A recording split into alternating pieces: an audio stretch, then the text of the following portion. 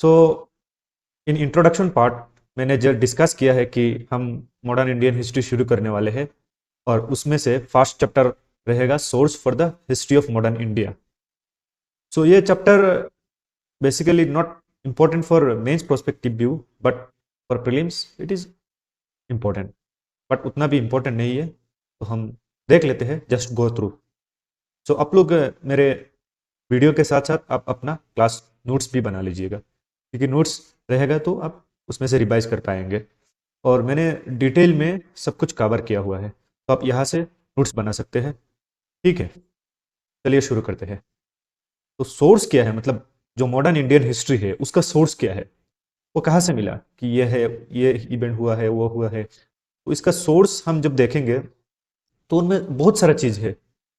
उनमें से एक चीज है आर्काइवल मटेरियल। आर्काइवल मतलब जो आर्काइव करके रखा हुआ है, मतलब जमा करके रखा हुआ है। हम व्हाट्सएप में भी देखते हैं कि आर्काइव चार्ट, क्योंकि हम वहां पे वो सेव करके रखते हैं, मतलब आर्काइव करके। तो आर्काइवल मटेरियल में दो है, एक है पब्लिक आर्काइवल और एक है प्राइवेट आर्काइव्स।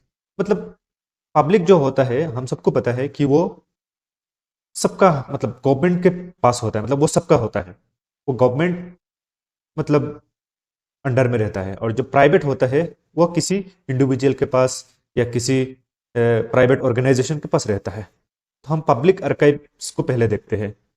ये जो पब्लिक आर्काइव्स है, this includes record held by the government. मैंने जो बोला कि गवर्नमेंट जो रिकॉर्ड रखती है एट डिफरेंट लेवल, ये सेंट्रल लेवल भी हो सकता है, स्टेट लेवल में भी हो सकता है। सच सेंट्रल गवर्नमेंट आर्काइव्स इन न्यू दिल्ली, सेंट्रल गवर्नमेंट का एक आर्काइव्स है न्यू दिल्ली में, तो वो क्या हुआ, सेंट्रल गवर्नमेंट का हुआ।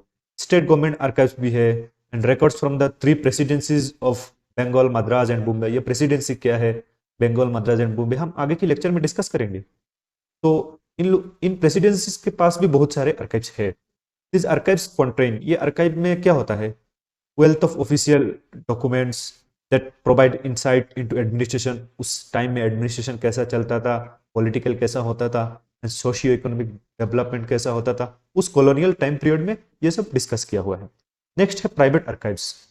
प्राइवेट आर्काइव्स में क्या होता है, ये जो आर्काइव्स होता है उसमें papers and documents, papers, documents and individuals and families जो सिग्निफिकेंट रोल प्ले किए थे उन शेपिंग मॉडर्न इंडिया, मतलब मॉडर्न इंडिया के टाइम में, उन लोगों का रिकॉर्ड है यूनिक प्रोस्पेक्टिव पर्सपेक्टिव से on the various historical event, social movements. बहुत सारा हिस्टोरिकल मूवमेंट हुआ था, इवेंट हुआ था, उस चीज का मतलब हम देखते हैं।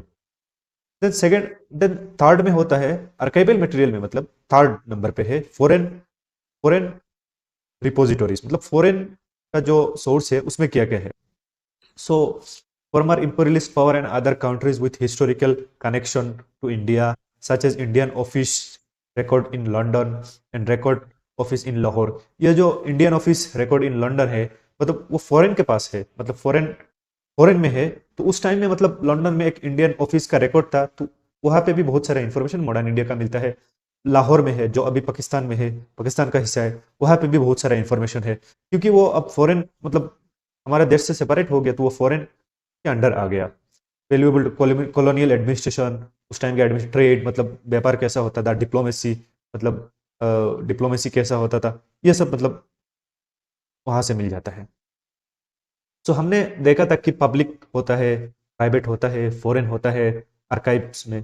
तो पब्लिक आर्काइव मटेरियल क्या क्या हो सकता है देख लेते हैं एक बार। तो पब्लिक में भी हमने दो टाइप पढ़ा था, एक है सेंट्रल गवर्नमेंट का और एक है स्टेट गवर्नमेंट का। तो सेंट्रल गवर्नमेंट का पास जो है वो है नेशनल आर्काइव्स ऑफ इंडिया। ये जो national archives located in New Delhi, ये एक ऑफिस है, न्यू दिल्ली में बना था। तो James Rennell as a first surveyor general of Bengal जो थे उन्होंने बनाया था। तो नेक्स्ट होता है state government. So state government के पास क्या क्या रिकॉर्ड है, formers British Indian provinces, like पहले जो ब्रिटिश इंडिया का प्रोविंस था, बॉम्बे, मद्रास, बंगाल, ये सब के पास। प्रिंसली स्टेट, जो प्रिंसली स्टेट हुआ करता था, लाइक अवध, हैदराबाद, मैसूर, ये सब के पास मतलब जो है। The foreign administration kingdom of Lahore, popularly known as Khalsa Darbar. Lahore का जो एडमिनिस्ट्रेशन किंगडम था उसी के पास भी है बहुत सारे। Pre British public archives in India is the Peshwa Daftar Maratha kingdom house, house in the alienation office Pune. Pune में जो ये ऑफिस है उसमें भी है। राजस्थान स्टेट आर्काइव्स बीकानेर में जो लोकेटेड है। हिस्ट्री ऑफ प्रिंसली स्टेट का वो भी है। The history of Dogra rule from 1846 in Jammu and Kashmir का जो है उसमें भी है, ग्वालियर में भी है, ट्रबनकोर और कोचीन में है, मैसूर में है। मैं ऑलरेडी डिस्कस किया हुआ कि ये सब स्टेट स्टेट के पास अभी है। पहले ये प्रिंसली स्टेट हुआ करता था, या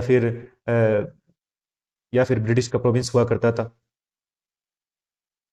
ठीक है, तो नेक्स्ट है यूरोपियन रूलर के पास जो है, मतलब यूरोपियन रूलर्स, मैंने पढ़ा था कि अदर यूरोपियन रूलर के पास जो है, मतलब Dutch record of Cochin and Malabar are the Madras record office and those state archives of West Bengal, the French archives of Chandranagore and Pondicherry, now Pondicherry बोलते हैं, were taken to Paris. Archives in Danish possessions were also transferred to Copenhagen with the Dutch sold Trancover and Srirampur to the English East India Company in 1845. The remaining Danish record related to Tranqueber housed in the Madras Record Office. ये सब मतलब other European ruler है, तो उन लोगों का मतलब पहले जो पढ़ा है वो ब्रिटिश का है, और ये अदर यूरोपियन रूलर जो हम आगे देखेंगे कि उन लोगों ने भी इंडिया में बहुत सारे टेरिटरी पे कब्जा जमाया था। और जुडिशियल रिकॉर्ड भी है। The record of mayors court at Bombay established in 1728 are available in the Maharashtra secretariat record. Maharashtra secretariat record office में भी है मेयर कोर्ट का जो मतलब रिकॉर्ड है जुडिशियल, ये सब तो हम ये भी देखेंगे, देख लिया। नेक्स्ट है प्राइवेट आर्काइव। हमने पढ़ा था दो आर्काइव होता है, पब्लिक एंड प्राइवेट। ये प्राइवेट आर्काइव में क्या क्या होता है देख लेते हैं, चलिए। Indian National Congress record are housed in the Nehru memorial museum library in Delhi. Indian National Congress का जो मतलब 1885 से इंडियन नेशनल कांग्रेस शुरू हुआ था, तो उसका भी बहुत सारा रिकॉर्ड्स रहे होंगे, तो उनमें से बहुत सारे चीज़ Nehru memorial museum and library in New Delhi में रखा हुआ है। फॉरेन रिपोजिटरीज जो है ये पब्लिक मतलब है, तो archives, the archives national Paris, the archive France, foreign affairs, ये सब मतलब बहुत सारा फॉरेन कंट्री में भी रखा हुआ है। The British museum possession collection of papers. British museum में बहुत सारे चीज़ रखा हुआ है इंडिया से जो लेके गए थे उन लोगों ने, तो वहाँ पे भी बहुत सारे अच्छा खासा मतलब रिकॉर्ड्स है। The records of Dutch east India company, Dutch का भी है। हेग में हेग पता है हम लोग को, नेदरलैंड का Hague.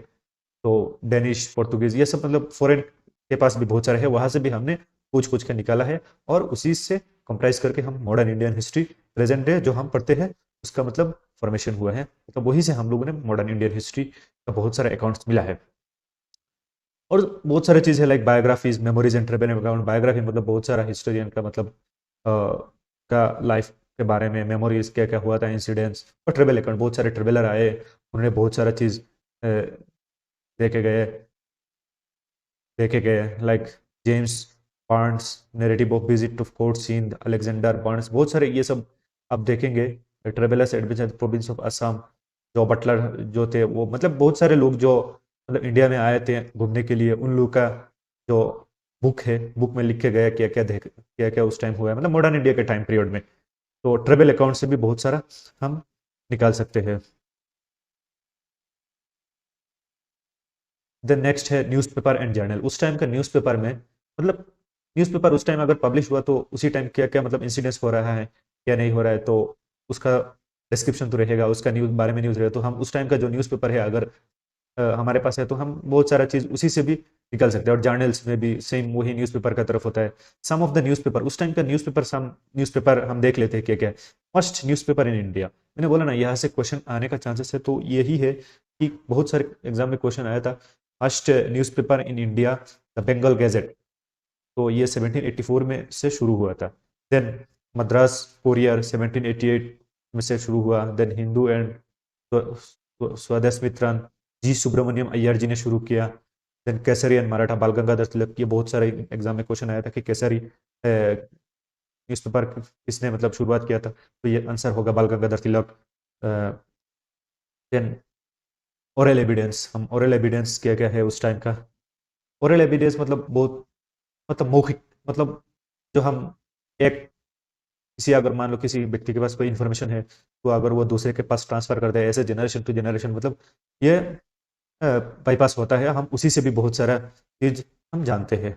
Oral history based non writing, वो राइटिंग नहीं है, ये पर्सनल मतलब इंटरव्यू, ओरल ट्रेडिशंस, मैंने बोला जो मतलब एक से दूसरे लोग के पास किसी माध्यम के थ्रू इंटरव्यू हो या बातचीत में हो या मतलब ये चलता रहता है।